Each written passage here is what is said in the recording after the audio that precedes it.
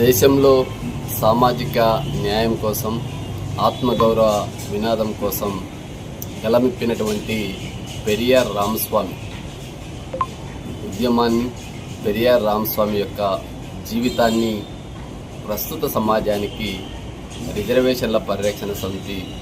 పరిచయం చేయాలనేటువంటి సంకల్పంతో సామాజిక న్యాయం అనేటువంటిది కేవలం రాజకీయ పార్టీలకు వారి గుమ్మం కాడే ఆగిపోయింది. ఈరోజు రాష్ట్రంలో మీడియా కూడా కొన్ని శక్తుల చేతుల్లో బందీ అయి సమాజానికి న్యాయం చేకూర్చే విధంగా వార్తలు కానీ వారి కథనాలు కానీ లేకపోవడం,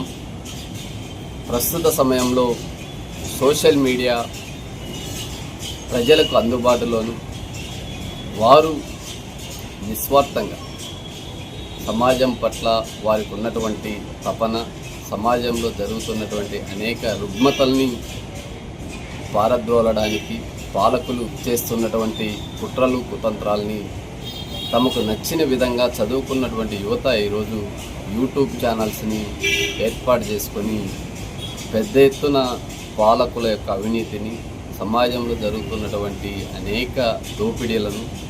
ప్రకృతి వైపరీత్యాలతో పాలకులు దానికి ఉన్నటువంటి సంబంధాలను, ప్రజా పాలన పేరుతో ప్రజా దోపిడీ ఎలా జరుగుతుందో అనేటువంటి అంశాలపైన కేవలం 2-3 సామాజిక వర్గాలు ఆర్థిక వనరులని, సామాజిక దోపిడీని, పాలనలో ప్రధాన భాగస్వామ్యంగా ఉన్నటువంటి విషయాన్ని,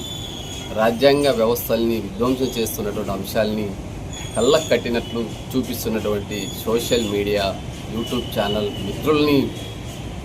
గుర్తించి రిజర్వేషన్ల పరిరక్షణ సమితి నవంబర్లో రాజ్యాంగాన్ని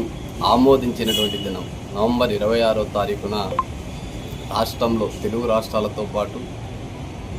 యూట్యూబ్ ఛానల్ ద్వారా సమాజాన్ని మేల్కొల్పేటువంటి యువతను గుర్తించి ఈ గుర్తించేటువంటి కార్యక్రమానికి కన్వీనర్గా రాజు గారిని ప్రకటిస్తూ ఆ బాధ్యతను ఆ యూట్యూబర్స్ను ఐడెంటిఫై చేసి మరొక్కసారి వారి యొక్క వ్యక్తిగత యూట్యూబ్ ఛానల్స్ యొక్క వివరాలను కూడా తీసుకొని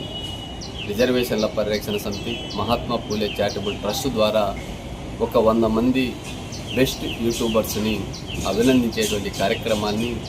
చేపట్టడం జరుగుతుందని చెప్పి మీ ద్వారా తెలియజేస్తాం. ఫాలో చేయొచ్చు కదా అండి